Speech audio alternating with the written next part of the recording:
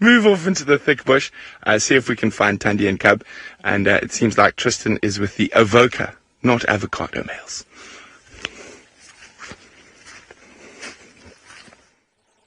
No, we are not with avocados, although we could be with anything in anybody's mind, because as you can see, there is very little view of them at all. So they're on the northern side of the boundaries, a few vultures around.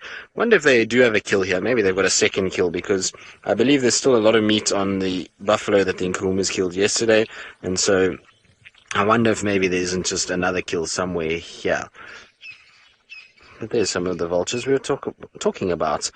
So this looks like white-backs that are there, and hoodeds by the looks of things. You can see the hooded there with a very, very slender beak, very typical of a bird that finds lions around. You find the hooded vultures are generally, if they're around, then it's a good prospect.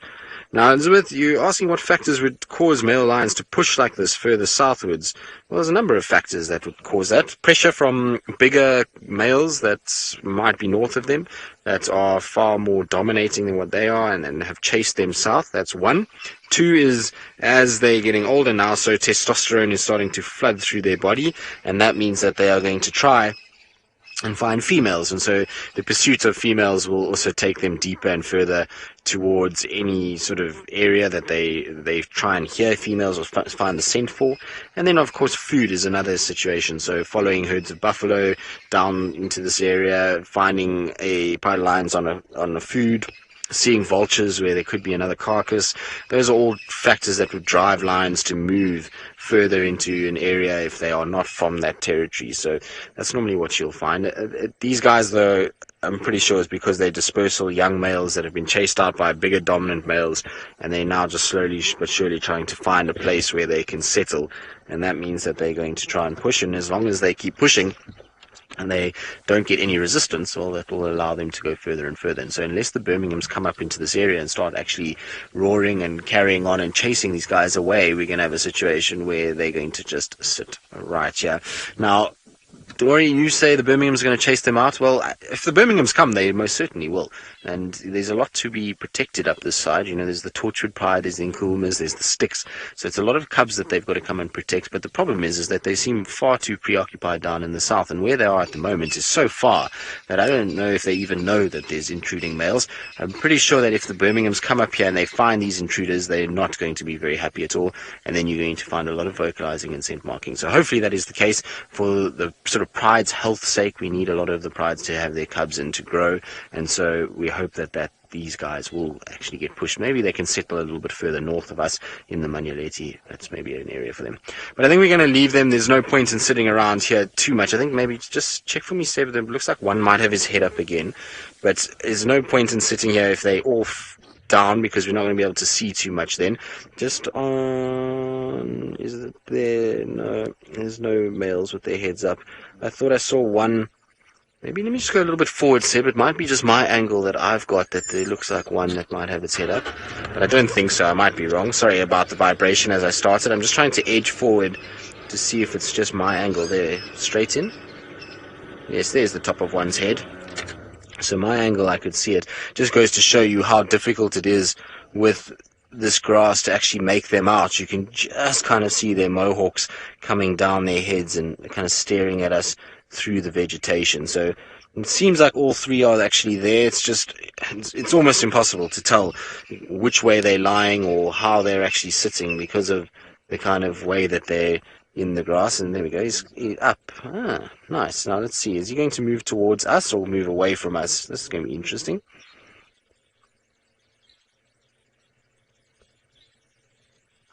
Randy, I'm not sure. I have no idea if they've killed a cub recently. I don't know. Like I say, I've been a bit out of the loop. I was on leave, and these guys have only come in really since I was on leave. They came in, I think, the day after I went on leave, and have been here ever since. But I don't know if they've killed any cubs of anybody or if they've gotten hold of anything. I know there was a Sticks cub that died recently, but I don't think that was anything to do with the Avocas. That was to do with the Mangaean Pride. So I'm not sure. I'm not sure if there's any other sort of interactions that have taken place. We don't know what happened with the Nkuhumas last night, but it seems like all were accounted for in terms of the tracks. Let me just go back quickly and see where that male walked. Maybe we've got a little gap, because there is a gap further up on that side.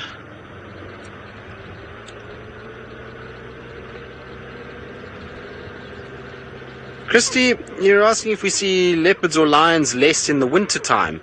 So, no, in fact, probably more. So, because it becomes easier to find them. The roads become drier, which means tracking becomes easier. Water becomes less, and so lions and leopards will go towards water points in order to find what they're looking for, and to stay healthy and to stay kind of, well, hydrated. So, no, there's not going to be a gap through here, I don't think. Unfortunately not. I thought there might be, but it's a bit too extreme of an angle. So, water becomes a resource, which means that these guys end up in a situation where they'll kind of come towards water, and you find their tracks around water a lot more. So, and it also then just depends on in terms of lions, on buffalo. If we get a lot of buffalo around, a lot of lions will be around, and that's the case now. You can see the buffalo have returned to Djuma over the last little bit, and as they've returned, so the lions have come back in pretty much full force. We've had a lot more lion sightings in the last month than what we've had. I think that other one's head is up again, Seb. In the last month than what we had in the previous months before that. In terms of leopards, though, they're always around, and last winter is good sort of testament to that. In the last winter, we had leopards at the dams regularly, and so it was very kind of pleasant, actually. There's found leopards all over the place. Right. Now, I'm going to probably sit here 5 more minutes. I just want to see if any of the others get up and move. There's a lot of vultures circling about, and so maybe that will drive them to get up. While we wait and be patient, let's send you across to Taylor McCurdy, who is actually looking for leopards as we speak. We are indeed now looking for leopards, Tristan. We're trying to figure out what on earth has gone on around here. I think that Tingana and Hosana were walking over one another's tracks, going up and down here, because there's definitely a big set of leopard tracks, and then there's a smaller set of leopard tracks. Hosana's tracks look a lot fresher than Tingana's, so now we just need to try and figure out where on earth they've gone. I'm on a little bit of Cheetah Cut line now, still quite close to Gari Main. I just want to see if somebody didn't walk all the way up Cheetah Cut line, so let's quickly, I'm just going to keep my head out the car. I just want to have a look. I don't think many people have driven here this morning because I can still see all the hippo tracks. So we moved away from the dam, and I thought, okay, well, we had some fun. We looked at all the birds. Yeah, Tingana's tracks come up here. These are not Hosana's. These are too big. There's a nice one. And this also could be from Tingana walking around last night, maybe. Because I see vehicle tracks from last night veer off of the road. Just need to try and figure out where on earth they've gone. They're just doing this. Okay, let's turn around. I don't really know what's happened here. I'm sure that they're either in this corner between sort of Torchwood, Djuma, like Leadwood Road, Gari Main, Chitwa and Little Gari. I'm sure they're just in this quadrant. So we'll keep scratching around, check up in the trees, down on the floor, and hopefully find one of the 2 leopards that have been moving around here. Let's go and see if Brent is any close to finding Tandy. Well, as you move off those roads, the tracking becomes that much more difficult. And you can just see this tiny, let me get a stick to show you. So there's the toes, and there's the back pad. So she's still heading in the same direction. So we're still on the tracks, but we've got to go much, much slower when we're tracking in this type of territory. Often we'll lose the tracks for 10 minutes, 5 minutes, and you've got to try think like a leopard. Try predict where the leopard's going to be next. If I was Tandy, where would I go? So far, Herbie and I have been on point, so we're going to keep zigzagging through this area, looking for the slightest little sign like that. Now, I did notice some interesting insects while I was looking for the tracks. I think they're hoverflies. Flies are not my strongest point. You see the one there, Darby? And that black dot. I'll try point with my stick. I hope it doesn't fly. Oh, there. There he is. And you can... It's going to torture Dave now by hovering and moving around like a helicopter. You can't see it, can you, Dave? Okay, it's landed on that leaf now.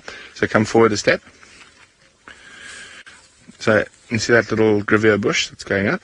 At the bottom there's some big round leaves. The fly is sitting on the leaf.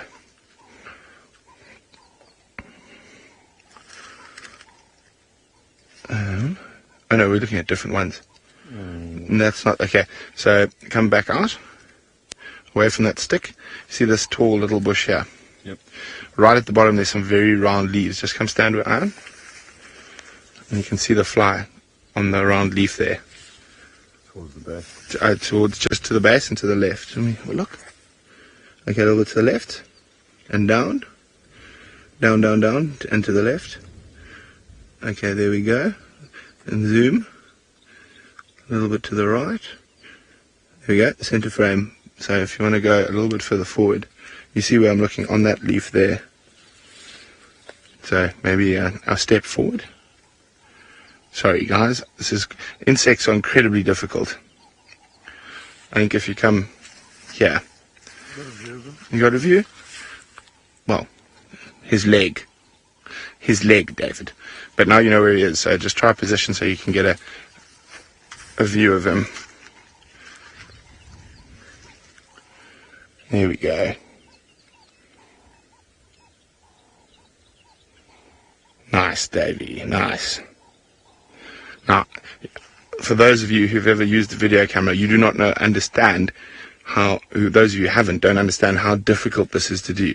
To keep a handheld shot at full zoom on a tiny fly on a leaf is just, off he goes, testament to how incredible our cameramen really are.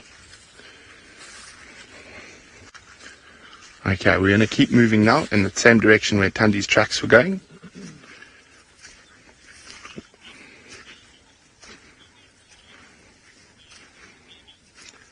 Hi Venus. Venus is wondering, are there bees and wasps here?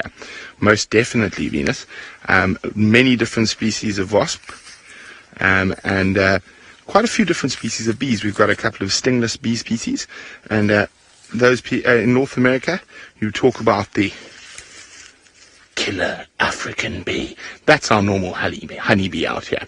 So the killer African bee is a stock standard African honeybee. There we go again, just the tiniest little mark in the sand.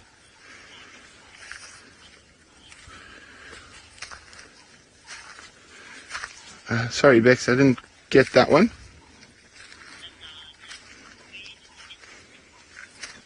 Ha! Alana is wondering where I got my stick from. My stick is from Balanites Road. It is a large fruited bush willow that had actually been pulled out of the ground by elephants, and then I just removed some of the bark with my knife, and then the rest of the smooth and stuff like that is just from holding it on bushwalk. So I've had this stick for probably 2 years. So there we go. So elephants gave me my stick. Now let's go to some elephants that can give you some joy with Tristan. Yes, we do have ellies. They were just crossing the road, basically a little bit further away from where the lions were, and so we thought we'd just come and sit with them for a while, and we'll do a turn past the lions again a little bit later in case they move. We couldn't find any more views of the lions, so it seemed a better idea to come and enjoy the ellies and see a calf that theoretically should not be suckling anymore. That's quite an old calf. You can see the tusks are already showing, so that individual probably is easily 5-6 years old, so I'm not sure why it's still being allowed to suckle. Generally, the females will stop them suckling at that age, but it obviously is still getting milk because it's done it a few times, and you can see there's a little secretion out of the temporal gland that's probably indicating that this is one content little baby. It's got milk coming out, it has nice cool shade, and well, perfect for it to have a good drink. So I'm sure it's one happy little elephant. There's a trunk just saying hello to all of you as well. Very cool, isn't it? Amazing how they fold their trunks up over their heads and it just kind of sits like that, and they're able to breathe and do all of their things while they still suckle from the mom. Now, it's a small herd that we've got here. It looks like just the 5 of them that I can see so far. There might be a few others. There's a kind of 3 more that are going to, or 2 more should I say, that are coming from behind us. So it looks like just the 5 of them, which is not a very large grouping at all. The average sort of size in this area is normally closer towards sort of 15, 20 in a herd structure. So surprising that we've only got the 5 of them, and it seems as though 3 are quite old females, which is interesting.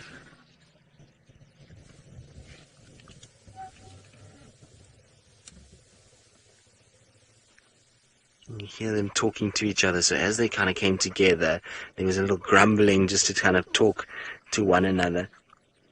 Very cool. Now, Pauline, you're asking at what age do young bull elephants start to grow their tusks? Well, Pauline, elephants in general, because remember the females also have tusks. These are females, the big ones. They will grow their tusks. They normally start to show at around about 4 years old is when you start to see the tusks coming out. They're obviously growing before that, but they've got to come down that long lip line that they've got, and then it kind of expose towards where we can see it. And so that's normally at around 4 years old that you'll start to see the tusks coming out, and then it just continues to grow throughout their life. And like I said, that's for both male and female. There's no difference whether they're boys or girls as to when their tusks start to show. It's both around the similar sort of time. Interestingly enough, they look as though they're going to have a little nap here. You see that one has started to lie down, and I think this is where it's going to be nap time for a little bit. They're underneath a big marula, which is perfect place for shade, as well as there might be a few marulas inside or in the grass that they can feed off. And even this female, she's got her head kind of right up against a tree, and she looks as though she might be having a bit of a nap. You see, look, her eyes closing every now and then. And this is how elephants do sleep, is sometimes they'll put their heads close to a tree like that, and then they just close their eyes and they have a quick 10-15 minute nap, and then off they go again. So very, very cool to see. And obviously the little baby lying down is an indication that the herd is not going anywhere. There would have been some communication amongst them at frequencies that we probably haven't picked up at all, because we haven't heard too much talking, and they've probably said, well, we're going to rest here, and the little babies then lay down. Mom has gone towards a tree just to go and kind of find a bit of shade and stop the glare in her eyes, and then having a little nap. Very cool to see. Now the female on the far right, she's a very cool female as well. I know this female, I've seen her many times. She's got these long, long straight tusks. They're very pretty for a female. Right, now we'll sit with these guys and enjoy them lounging and resting and dust bathing. And while we do that, let's send you back across to Taylor McCurdy and see what updates she's got regarding her leopard mission.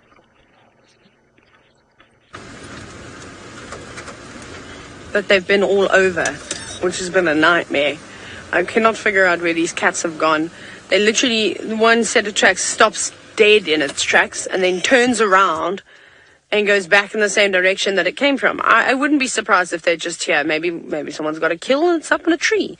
Craig, there are some tiny little terrapins sort of on the other edge of the bank. Can you see them? They're so small. If you go zoom straight in there, you should get them.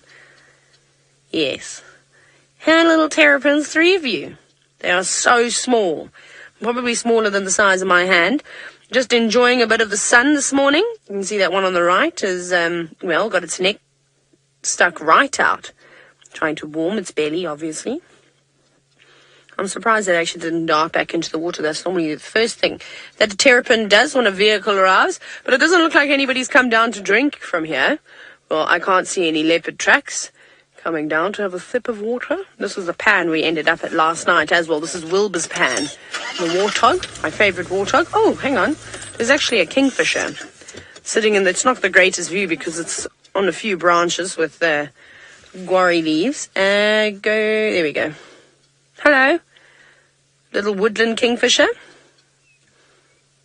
Did you just dive down into the water? Perhaps it got lucky and it caught a fish or a frog. And now it's just cleaning itself off. I like that technique. It does. Runs its beak through its feathers and then does a little shake. I suppose that's the equivalent of me brushing my hair and then doing a hair flip. Craig knows all about it. Actually, Craig's hair is really short now. I'll be happy to know he cut it, which I thought he wasn't going to do. I thought we were having a competition who could grow their ponytail the longest. I win, Craig. Yeah, it does look a little bit on the damp side. Again, these birds don't have anything to waterproof their feathers. They've manually got to dry their feathers out. And by doing that, constantly separating the feathers from one another, then ruffling them and letting the wind blow through it and the sun beat down on their wings. And they normally dry out fairly quickly. Especially if you want to fly. You won't be able to fly as well if your feathers are very wet. Good spot. Not surprised that we're seeing a woodland kingfish here, or any of the kingfisher species, in fact. Many, many different things for them to nibble on. Right. Well, the elephants seem to be doing what I'm going to be, trying to do after game drive this morning. So off you go across to the sleeping elephants. Well, exactly. Our elephant is as sleepy as it gets. It's taking after the lions. It's obviously seen the lions and decided we need to mimic them and lie in the grass for as long as possible.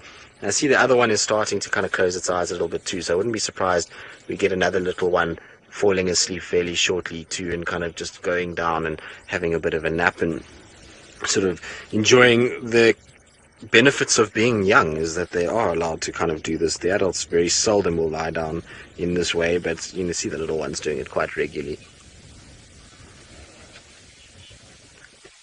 Rabbi, no, the elephants do not form long-term monogamous relationships, even though they are highly intelligent and they're able to remember each other.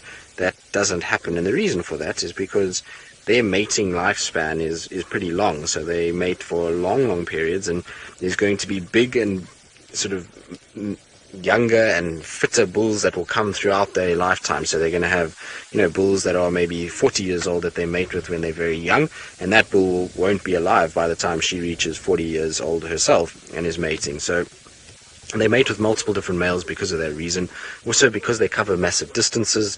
It's not like they're finding a territorial male in the area. If you think of some of the birds that are monogamous, they kind of go back to the same place and they are always mating in the same area, whereas these guys are going to move quite a bit. The males are moving quite a bit, and so they're going to come across lots and lots of different males throughout their life, and that means that they're going to produce a lot of different individuals. The other side of it is that when the females generally stay as part of the herd structure, and so if you've got the same monogamous relationship, theoretically then when those young females come into estrus, you're going to have a situation where the mid-father essentially would mate with the daughter. So it helps with just genetic diversity. It helps for them to be able to find others if they are in a situation where they can, well, not find others, but have a better sort of prospect for the species if they can, find different males as a herd unit. But she looks as though she's ready to go to sleep. I feel like maybe I'm disturbing her by talking. I don't know why.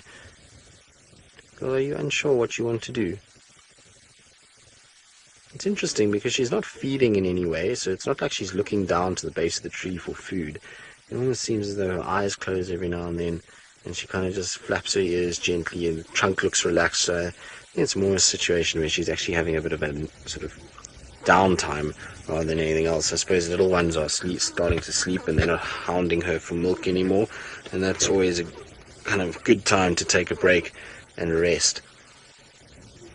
The little one behind her is the funniest one, though, because its head keeps bobbing every now and then as though it's falling asleep on its feet. So that one there, you can see its eyes are closed, and every now and then its head just nods down. I'm sure you've all had it before when you are tired and you kind of end up in a situation where you start to fall asleep while you're sitting, and your head kind of just drops, and it seems as though this little one has the same situation, and then it kind of wakes itself up and then it stands for a little bit. So I'm sure it's going to lie down at some point. It's just going to be a matter of time as to how long until it lies down, or if the females stick around for long enough for it to actually go down and start to sleep.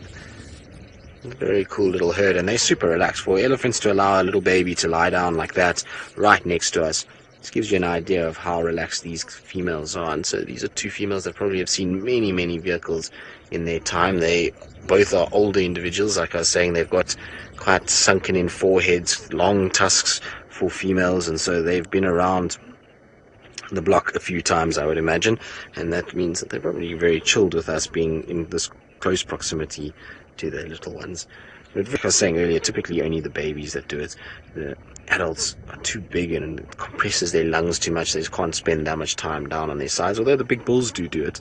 The guys that have got the really big tusks often lie like that just to try and alleviate the amount of weight that is bearing down on their sort of neck and their front legs and shoulders, and they try and find a comfortable spot where they can kind of put their tusks down. There we go. Yeah. Told you. So the other one has finally gone down. It grew tired of bobbing its head for a while, and so that little one is now going to take a nap as well. How cool is this? I feel like we're almost just being privileged enough to sit with a bunch of Ellies and enjoy them to see. And you'll find every now and then, even though they're down like that sleeping, there'll be an ear flick, and just to cool them down, just to make sure that they don't get too hot. This one's not quite comfortable just yet. It's trying to get its legs all sorted. Now, Rebecca, in final control, reckons it's a slumber party. Rebecca, if it's a slumber party, where are the pajamas, and what else is needed for a slumber party? Because I feel like they've just chosen a spot. They're always in pajamas because of how wrinkly they are. Okay, Rebecca, fair enough. I'll concede on that point. What else do you need for a good slumber party, Rebecca? I don't know. Maybe all of you can help us. What do you think would be at an elephant slumber party? What kind of things do you think elephants would love to have with them as they kind of nap and take it easy? Do you think they go for movie and popcorn and those kind of things before? Maybe not. I'm not sure. And I think they're intelligent enough, I suppose, to watch a movie and to maybe kind of figure out that there's moving pictures and things. But elephant slumber party, I think marulas would be a definite if you had to plan one. A marula tree with shade as well as fruits is always good, so it's a dual purpose prop. What else would they have? Water would be a good thing, I suppose, as well.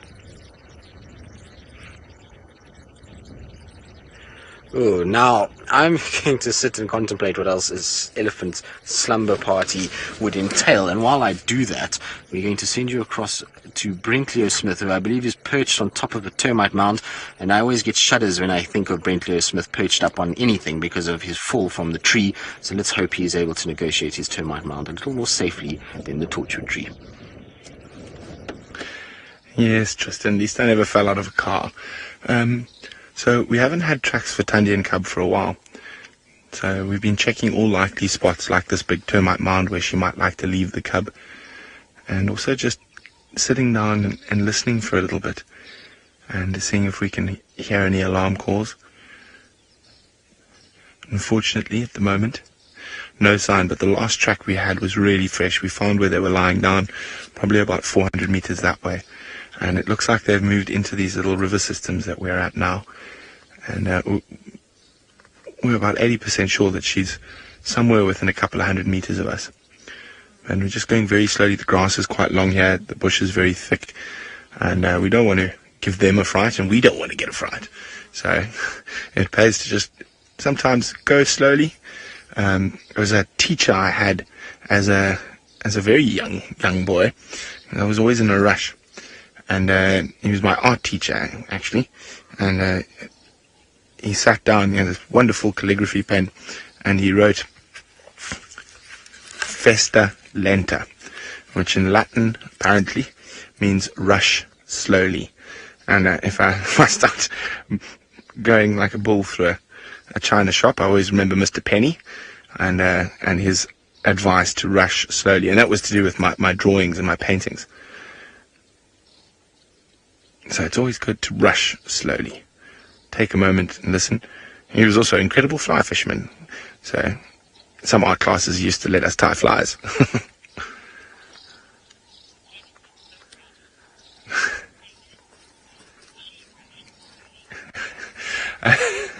So we're going to keep moving down this little river system, hoping we have some luck with Tandy and the little darling cub.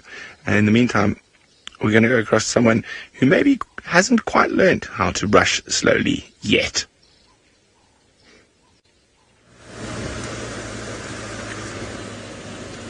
I never quite know what Brent's talking about most of the time. Anyways, must be his age getting to him. We're still bumbling along. What I've decided to do is just check a couple of Tingana's favourite spots where I have seen him before, because his tracks are just going up and down, in and out. Hosana's tracks also up and down, in and out. So I don't really have any idea where these cats have gone. I've just popped out onto Leadwood just to see if there's anything going in here. Also, with Gowrie Main being such a busy road, the only tracks that I can now see are the ones on the outskirts, because everybody is obviously driving, going from point A to B, and I've trampled the ones in the middle of the road. Just quickly checking now. Oh, we're not winning leopards. I might go back to where I last saw Kuchava's tracks, but those tracks were at a walking pace over the top of the Styx Lions tracks, and to Torchwood. So yesterday, I think that Chitwa's cub was in fact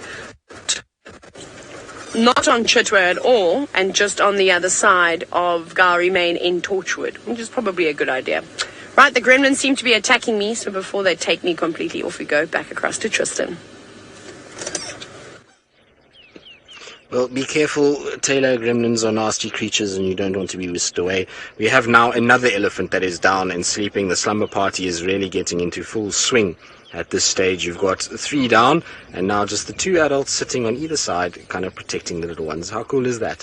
So it just goes to show, if you sit quietly and patiently for a while, you can actually get some incredible experiences with Ellies. It's amazing how trusting these 2 moms are being with their little babies, allowing their little ones to lie down right next to us and to have a little nap. Because remember that baby elephants, when they're down like that, are quite compromised. And I mean, obviously they're big animals and you know, there's not very many things that can hunt them, but still, there's far more danger when the elephant is down sleeping than it is when it's standing up. And so, you know, the moms are far more cautious with what goes on. And probably if we were to have driven here now, you would have found that they would have had their ears out and flared up quite a bit and tried to just kind of warn us not to come too close. But now we're just sitting quietly with them. They're absolutely relaxed, and I'm not surprised they eked out the only little bit of shade because it's really hot in the sun. Sid, you say slumber party is marula fruit and a good mud bath, but then I suppose you can't mud bath and sleep at the same time, so it would have to be pre-slumber party would be spa day, and then you go slumber party after spa day. That's what I think would have to happen with Ellies. You'd have to go into the mud or the water park, play around all day, then you could come back and have slumber party, which would consist of marulas for sure, and maybe even if you Daryl.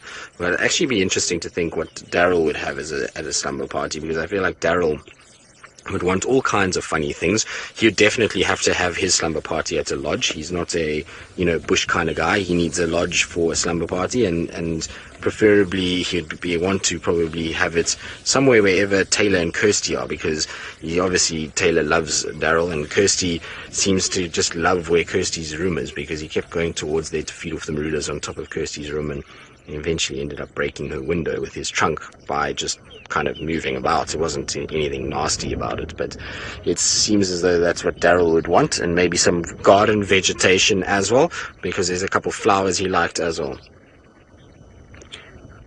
Dory, do elephants snore? No, not really. I mean, if I sit and listen to these guys, I can't hear a peep coming from these little ones. I suppose you might hear some heavier breathing at times, but not really snoring, no. It's not like us as humans. They also probably is because they lie in a different way. But no snoring coming from these 3 at the moment.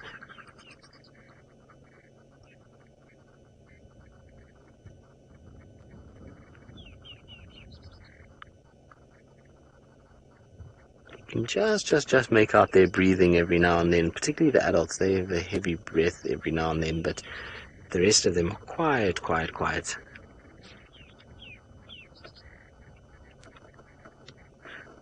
So, Conrad, yes, there will be some compression of their lungs.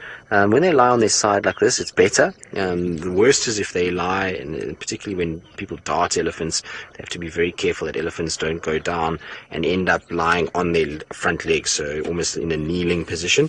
And the reason why that is because if they end up like this and their weight is on here, the legs pushing up against the lungs causes a lot of problems. If they lie on their side like this, they still have one lung that is inflating perfectly. The other one will be compressed a little bit, but it will still be able to work. They have quite a rigid rib structure that will allow at least some kind of compression to take place and still be effective enough to hold enough space for the lungs to inflate to breathe. But if they end up like this and their tummy gets pushed up from this side, then they can get a lot of problems with their breathing. So it's important when Ellies get darted, it's often to try, and if it's a quick job, then they can be like that, but if it's a longer thing, then to try and get them onto their side so that it's a little bit easier to work on and that they don't suffer any lung problems.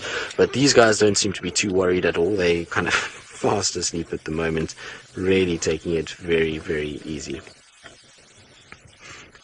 So, Sarah, you're asking if elephants can only breathe through their mouth, or can they breathe through their mouths, or is it both trunk and mouth? And the answer to that is, I mean, most of the breathing is going to take place through the trunk, but they can breathe through their mouths as well. It's much like us that they can do the same thing, so it will be able to get air through that way as well.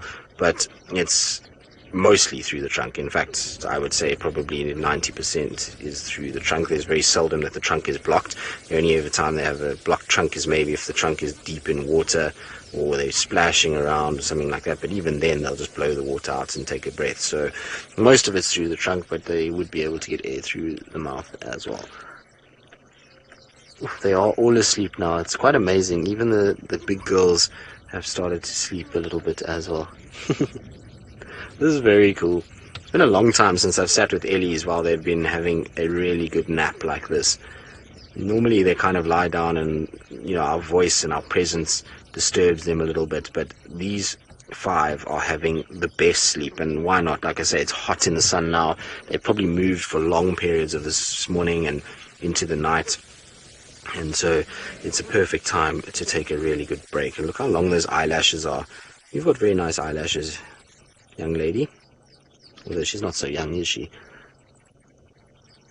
Important those, all for dust and debris and all the kind of things. We saw her just now dust bathing. It's important that she has those that close and just help keep the eyes protected from all of that stuff, as well as also from little branches and thorns and things when they scrape through. Those bigger eyelashes just help deflect a little bit as well. But this is one very content herd of elephants, that's for sure.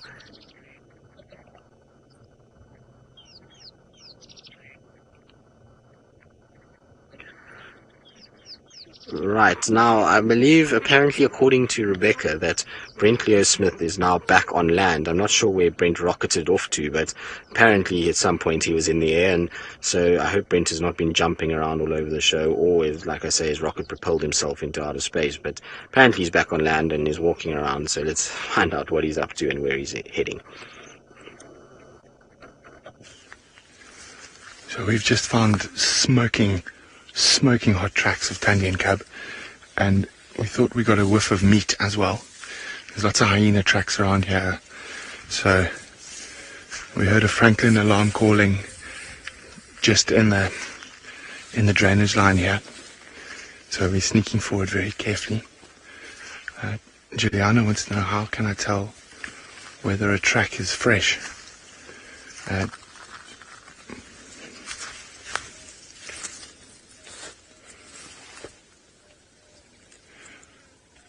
Yeah, that Franklin alarming again. Juliana, it's if the edges are clear, they haven't been worked by the wind, if there's no tracks of other animals on top of it, and mostly by the clarity of how sharp the track is. So, as I say, it was a very faint smell, like sort of fresh meat, somewhere in this area. Plus those really fresh tracks, plus testicular alarm calls, plus Franklin alarm calls, makes us think we're in the right spot. I'm just going to peer over the edge here quickly.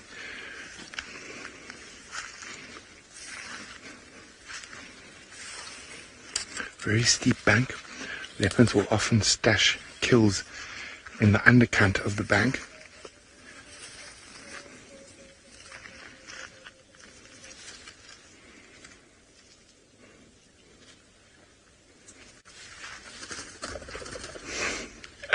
Franklin could have been the one that was alarm calling, but we're pretty confident they're around here somewhere. The problem, the wind's swirling a bit, so it's difficult to get that smell of the meat again.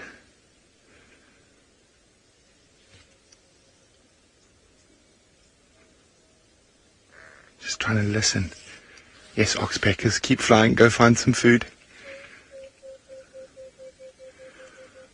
And you can see it's very thick in here. And those leopards could almost be directly below me and I wouldn't be able to see them.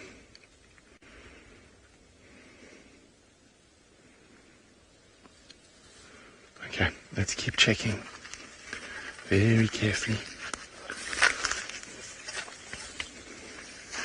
what I want to do now is I'm going to actually go down into the base of this little dry river system, see if I can find any tracks, and very slowly move towards the north.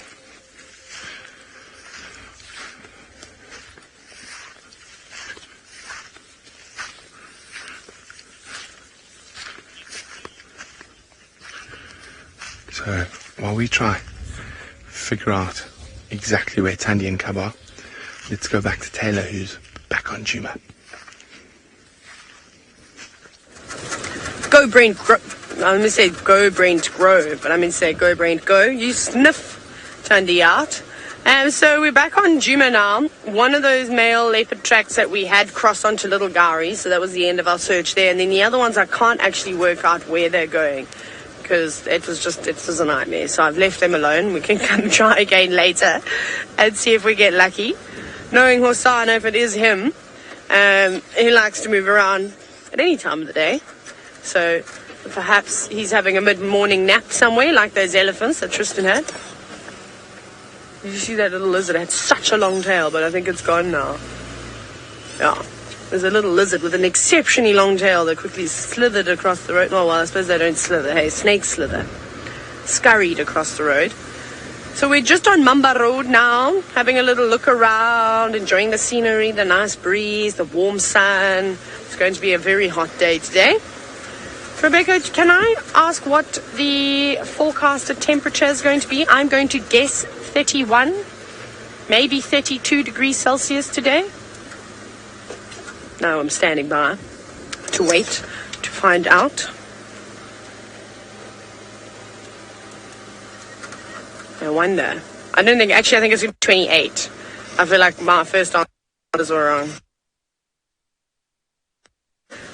Oh no, I've been scared. 37.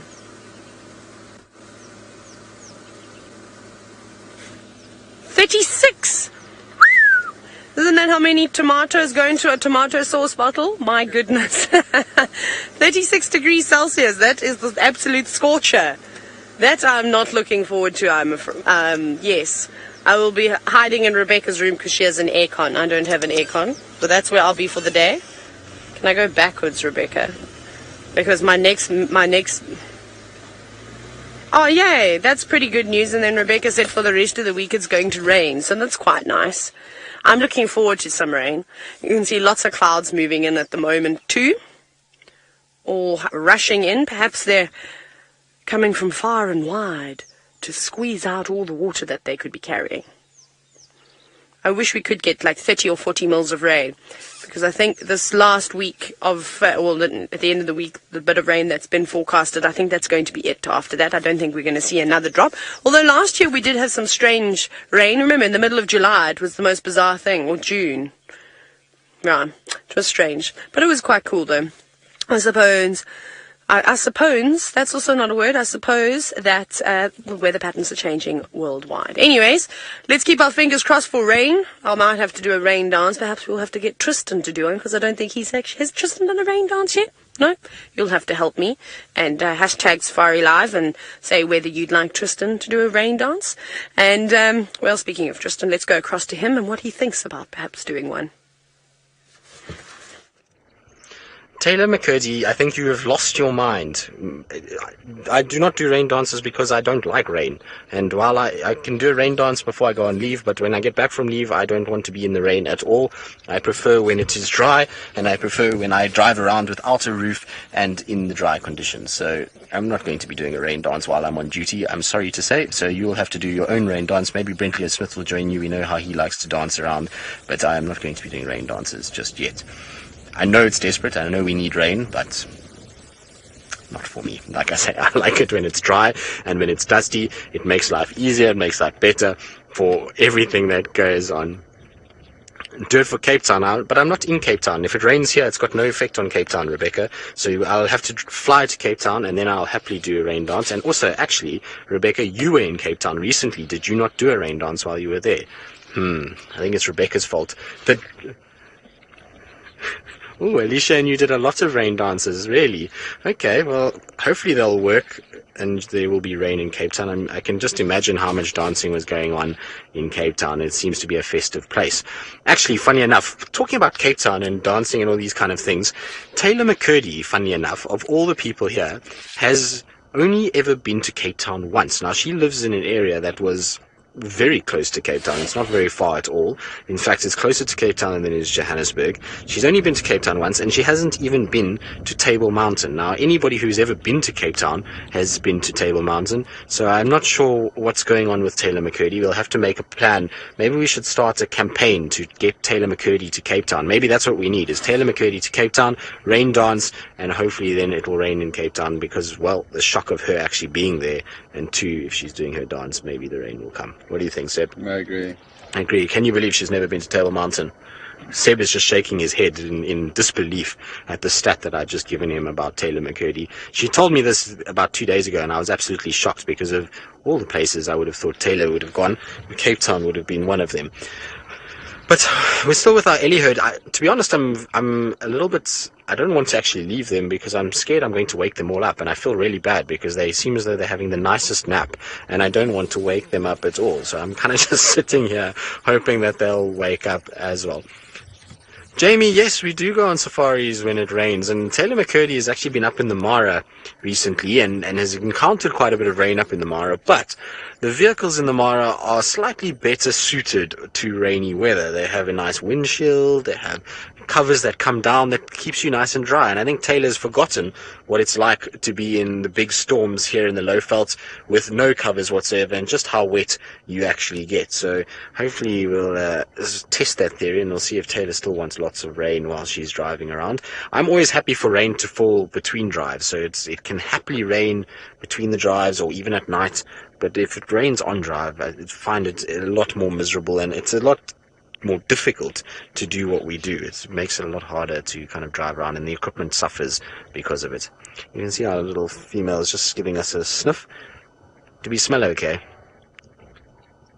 Seems as though the answer to that is probably yes, because she didn't shake her head at all. She did give her little ear a scratch. I love it when elephants do this now, when they put their trunks over their tusks like that. It's one of my favorite things. You see the bulls doing it a lot. I think their trunks start to get quite heavy, and so they just rest it over their tusks.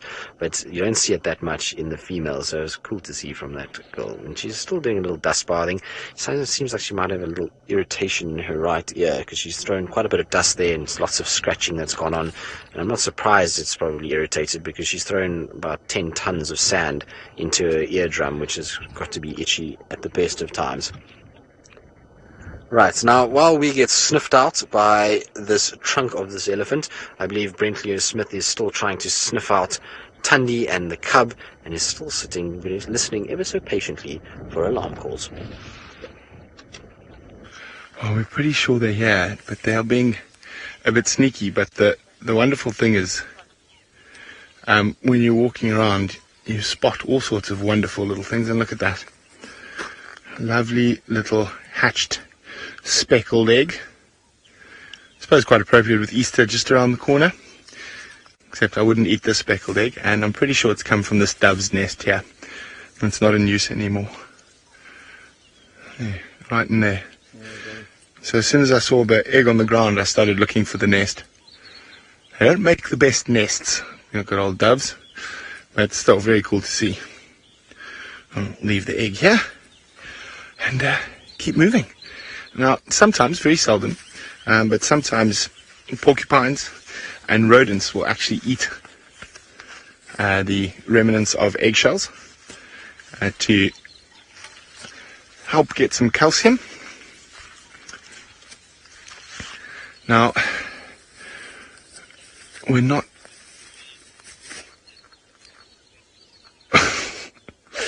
Taylor wanted to know if it had chocolate coating inside. No, Taylor, it had yolk, or it had a baby bird inside at some point.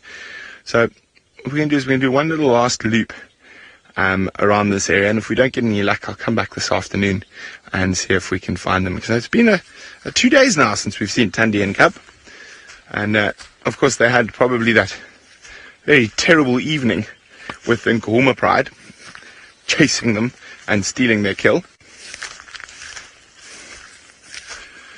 But I just want to make sure before we leave the area that they are in this area and there's not tracks coming out. So we've moved a bit further down from where we think they might be, because it is very thick in there and we don't want to disturb them too much. So we're just doing a little wider loop to make sure that their tracks have not disappeared and they're headed further to the south. I don't think so, but it's always good to know exactly where the leopards are not, and then you can always figure out from there where they are. But those tracks were really fresh, those last set of tracks we saw.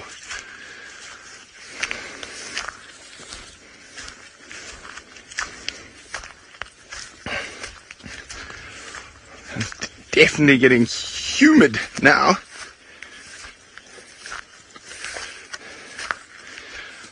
Lovely Laurie is wondering, when do female leopards and lions stop having cubs? Well, it depends. Normally around 14 or 15 years old for both of them, but there are always exceptions to the rule. Sometimes even as young as 13. They'll stop 13 or 14, they'll stop having cubs. It sounds like Tristan is having an absolutely fantastic nap party. Let's go see who else has joined the nap. I am having a good party. As you can see, the big female has decided to also lie down. So she's also now having a little snooze and having a rest. So we got 4 down, 1 to go. We've managed to kind of lull every single one down except for the original female that we first found here. So I don't know if it's me being boring this morning or what the story is, but just one by one they're kind of dropping down and lying down. It's pretty funny to see.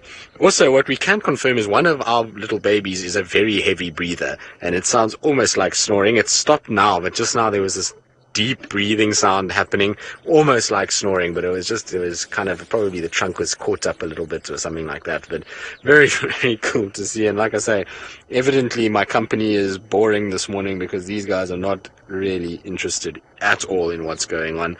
They're all having a little nap. Oh, is it soothing and calming? Thank you, Rebecca. That's very kind of you. We're trying to be very calming influences on our elephant herd because it'll be great if we get the 5th one to go down. Can you imagine if all 5 are down? I think it would be a first time for me ever to find an elephant herd where every single one goes to sleep. At this stage, we've got most of them down, but I've never seen every single member of an elephant herd lie down and have a nap like these guys are having. It's absolutely amazing. You wouldn't expect to see elephants doing this at all. You would think that they would be a little nervous to kind of lie down when we're here, and so one of the big females lying down is pretty incredible to me. I would have thought she would have stayed up and standing. Normally they do. It's very seldom that you actually see large matriarchal females like that lying down, which is fascinating. I'm pretty surprised by it. I don't think she'll be down for too long, but it's interesting nonetheless. And like I say, I feel super bad because at some point I'm going to have to start the car and I'm going to ruin the slumber party. So I'll just have to keep kind of calm, and hopefully nap time will be over before this end of the drive and they'll be able to then kind of move off and we don't have to disturb them. But I feel like that's not going to happen. It looks like they're getting comfy for the long haul. Isn't that cool? You can see how beautiful and straight her tusk is. A little curve towards the end. You can see all those lines and cracks and kind of stains on them. You can imagine what those tusks have seen and how much they've fed on and dug up and been used by this female. Absolutely beautiful kind of things to look at. And like I say, the stories a tusk could tell. You can see the little extra pieces that are kind of growing out. So there's areas where it's stained a little bit more than others, and as it keeps growing, and like I said, it'll grow throughout its life, which is pretty cool. Right, now I'm going to sit with our Ellies and try and lull the last one to sleep, and while we do that, let's send you back across to Taylor McCurdy, who I believe has found herself at Treehouse Dam. Well, Tristan, Annie tells me you've got the most beautiful singing voice, so perhaps you could very quietly sing that elephant to sleep, that it lays down. We've got a long-tailed paradise wider up in the tree. That is what we're looking at. Hey, Craig, is that same bird? You found it again. In a malula tree, as Seb would say. Actually, do you know what we did last night? I walked into Craig's room, And because we have communal bedroom parties where basically everybody just hovers in one person's room, which is quite ridiculous if you think about it. And there was a bowl, a fruit bowl in Craig's room, but not filled with traditional apples and pears and tangerines and bananas. Instead, it was filled with marulas. And I said to Craig, what's that going on here? And he said, well, he collected the last ones before season end. Then we, of course, ate them all. Do you have any left? Or did we do a good job? I had one. 2 or 3 left, Craig. We're going to have to fill that bowl up. I feel quite bad now. He's obviously trying to keep them hidden. And then we just all went in and ate them all. They were delicious, though, and perfectly ripe. Not too ripe, but not too under. So, yes, we've got a few birds here. Not too many, unfortunately. It's not hot enough for everybody to come down to the drink. But, of course, Mr. and Mrs. Blacksmith Lapwing, although now there's only one. There were 3 here at one point. Oh, hello. Thank goodness that turtle dove come to the rescue, 2 of them. You obviously heard that we were saying that there's not many birds here today. Just you wait until the sun breaks out through the clouds. Then this will be a perfect spot for a bit of birding. I think we'll see lots of waxbills. We'll see the buntings coming down. Maybe this is where we'll have to start this afternoon. Who else could we see? Who else would be quite thirsty? Perhaps a flock of guinea fowl, although, nah, they prefer to come down later on in the day. Oh, we've got hornbills now. Come on, go to the other end, please. Just gracefully sailing through the air. I love the way that they fly. A pair of yellow-billed hornbills. Lovely, very nice. Cleaning their beaks. I can also hear lots of arrow-marked babblers in the distance. It'd be nice if they could come round. Oh, what was I going to tell you? I was going to tell you about the southern bobos that I saw, but unfortunately we couldn't get them on camera. That was a little bit earlier, down towards the Mulwati, where they typically like to be around. What else have we got here? It's very quiet. Dragonflies? Actually, Craig, you see how the dam, the water sort of comes round, not where this buffalo thorn is, but sort of where the water is quite wet on the mud. Maybe I can point out. Can we look there? Because I saw lots of little insects flying around. We might be too far. Maybe we can see some things coming down to have a drink. Just on the mud. If we go down a little bit, I think I actually saw a dragonfly. But no, it could have flown. Oh, there's wasps and things and little flies. Lots of flies, in fact. Thankfully, and not flying around in my face for a change. Trying to go up my nose and my ears.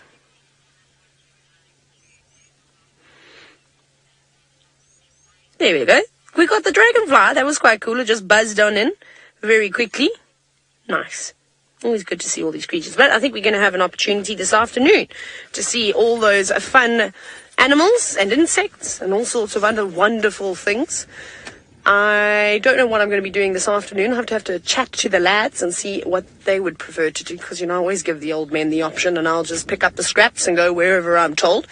And, well, speaking of one of those old men, let's go back across to Brent and see if he has not worn through his slip-slops yet.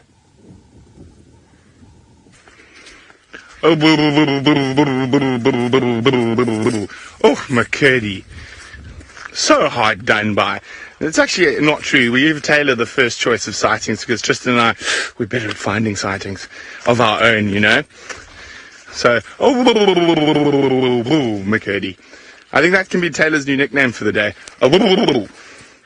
No, we'll see what the plan is. I think we will have a chat, Tristan, Taylor and myself, decide who's going to go where, what we're going to look for.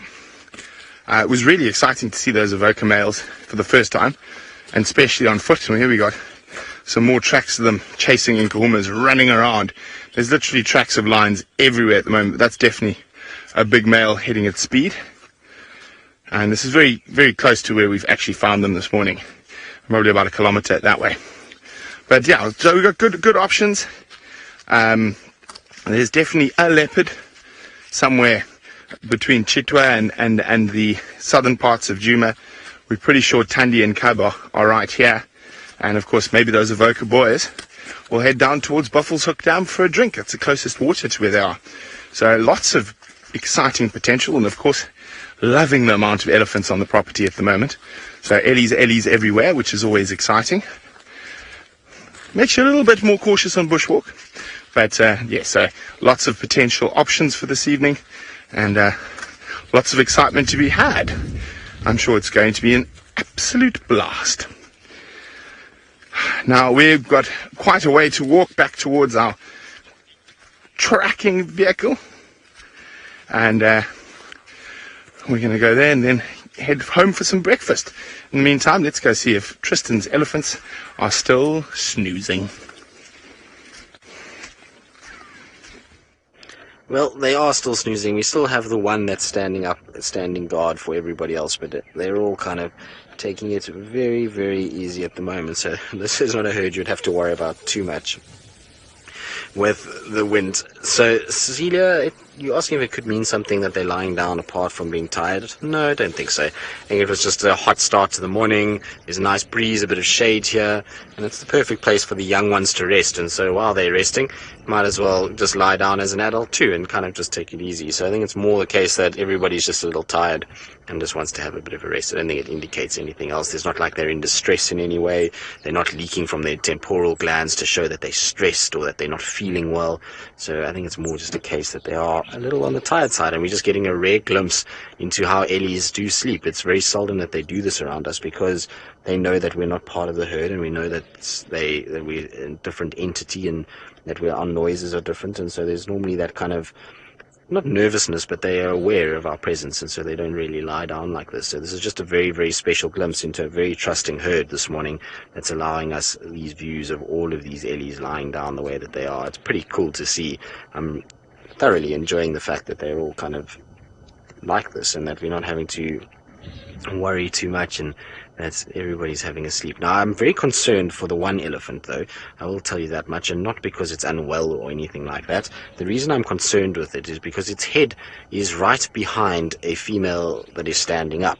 So it's literally underneath where projectiles could come from, and this female has been passing gas, and it's sounding like it's getting closer and closer to her defecating, and I feel like that poor little one might get a rude awakening at some point in the next little bit, because if that female lifts her tail and goes to the toilet, it's going to get an earful of dung, which is never very nice. No one likes that at the end of the day, and so I'm hoping that little one avoids that and that the female just shuffles a little bit to her right and defecates next to her rather than on her, although it's not impossible. I have seen females defecate on their babies before when their babies are walking behind them, and poor little things get hit in the forehead with a big pile of dung, which is not very nice at all. So I'm hoping that that little one avoids that embarrassment of being pooed on by mom.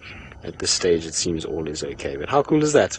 It looks like big giant pebbles on the ground. It's that they're all kind of sleeping. Listen, actually.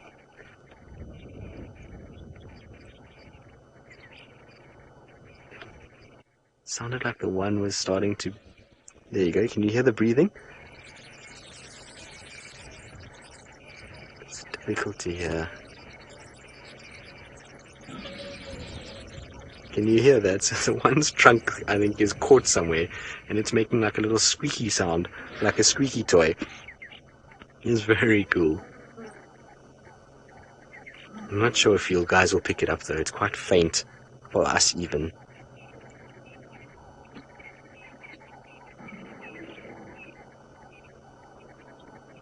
Stop now.